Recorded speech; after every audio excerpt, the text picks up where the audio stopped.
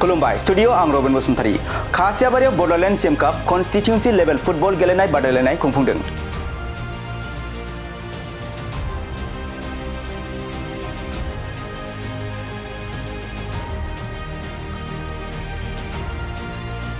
गुबुन गुबुन जायगाफोराव बड'लेण्ड सीएम काप कन्स्टिट्युएन्सि लेभेल फुटबल गेलेनाय बादायलायनाय खुंफुंनाय बायदिनो दिनै गसाइगाव महकुमानि सिङाव थानाय खासियाबारि आर'नाइ गेवलां गेलेग्रा फोथाराव 25 आरो गाबोन 26 अक्ट'सिमहालागै साननैनि मेहेरगोनां हाबाफारि लानानै बड'लेण्ड सीएम काप कन्स्टिट्युएन्सि लेभेल फुटबल गेलेनाय बादायलायनाय खुंफुंदों।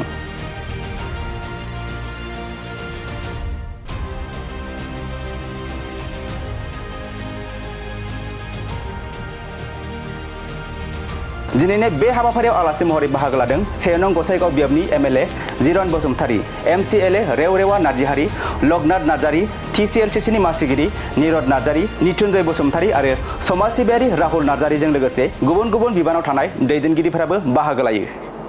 फार्स्ट टाइमनि थाखाय सारा बिटिआर ओनसोलाव सीएम फुटबल टुर्नामेन्ट बे बादायलायनाया दाखालिनिफ्राय जाबाय थादों।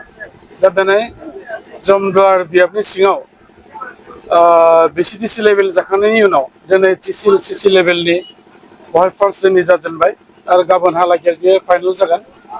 दा बेवहाय जोङो जेरैबायदि बिसिडिसि लेभेलाव बे सीएम कापआ आरो बे फुटबल टुर्नामेन्टआ जेरैबायदि रायजोफोरजों अनसायजादों, थिग बेबादिनो दिनै जों नुबाय टिसिएलसिसि लेभेलावबो गोबांथार जोंनि नायगिरि बिथांमोनहाबो बेवहाय नुजाफैगोन आरो फैगासिनो दङ।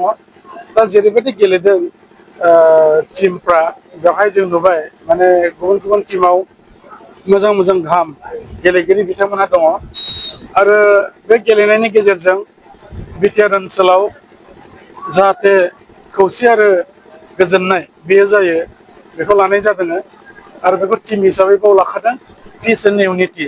दा बेनिखायनो आं मिजिं थिदों बे गेलेनायनि गेजेरजों जोङो मोजां मोजां प्लेयार मोननायजों लोगोसेयै ओनसोलाव मोनसे जोंनावहाय जे बिदा फंबायनि भाब जायखौ होनो मोनलायनाय बा टिटुबट बे निश्चय फैगोन। मानो होननानै बुङोबा फुटबल एबा गुबुन गुबुन खेलायाव जों नुयो बेवहाय ओनसोलनि गुबुन गुबुन जाथि गोष्ठीनि जोंनि गेलेगिरि बिथांमोना बाहागो लायो आरो बेजोंनो मोजां मोनसे भाब बिनिमयबो जायो। आरो बेजों लोगोसे बिटिआर ओनसोलाव जों जाहाथे मोजां मोजां फुटबल गेलेगिरि बिथांमोनखौ बे गाहाय लेभेलनिफ्राय गेलेनायनिफ्राय जों सायख'नानै लानो हायो बेखौबो नोजोर बोनाय जादों। दा फैबाय थानाय समफ्राव जोंनि बे ओनसोलाव बिटिआर हालामाव फुटबलनि जे मोनसे बयनिबो बयजोंबो मोजां मोनजानाय खेला बेयो बांसिननिफ्राय बांसिन जादों। मानो होननानै बुङोबा नोंथांमोनाबो नुबाय थांनाय बारफ्राव बेवहाय गोबां खेला जानानै थांबाय बिटिआराव आरो दाबो जानो थांगासिनो दं। दा बे जोंनि खेलाया जोबोद थुलुंगाथाव मोनसे खेला आरो बिटिआरनि चिफ मानगोनां बिथाङा बेवहाय फार्स्ट टाइमनि थाखाय जे सीएम कापखौ होनाय जादों बिनि थाखाय बे अनसायजाथावना जादों। आरो बयबो मिथिबाय जे जोङो मोनसे बाथ्राखौ बयबो होननांगोन जे ओनसोलाव गोजोन थासारि आबहावा जानायखाय जोंनि खेला दुलाजों लोगोसे मोनफ्रोमबो बिथिङाव बयबो बाहागो लानानै लैहोरै लैहोरै जिखुनु खेला दुलायानो जाया मानो बबेबा मोनसे खामानियानो जाया मानो मोजांथारै बयबो बाहायलायनायखौ नुनो मोनो। सोर बिथिं नायोबा जोङो बुंनांगोन मोनफ्रोमबो बिथिंखौनो टाच खालायनानै जोंनि मानगोनां बिटिआरनि चिफ प्रमद बर'